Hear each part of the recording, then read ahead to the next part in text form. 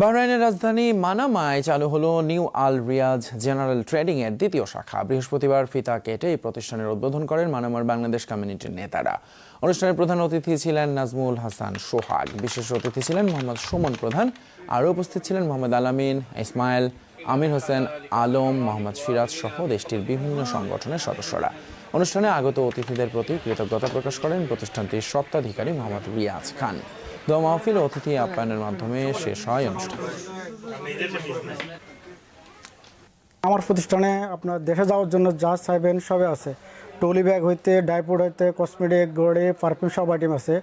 আসে আপনার চেক করেন, রেট চেক করেন, রেট যদি সস্তা পান, ভালো পান, নিয়ে যাবেন। বাংলাদেশে বাহরাইনে প্রবাসী ভাইদের প্রতি আহ্বান থাকবে, যেহেতু এটা বাংলাদেশি প্রতিষ্ঠান, আর এইখানে আপনারা পাবেন যেগুলো হলো যে ঘড়ি, ইলেকট্রনিক্স সামগ্রী এবং কি এখানে কসমেটিক সামগ্রী আছে।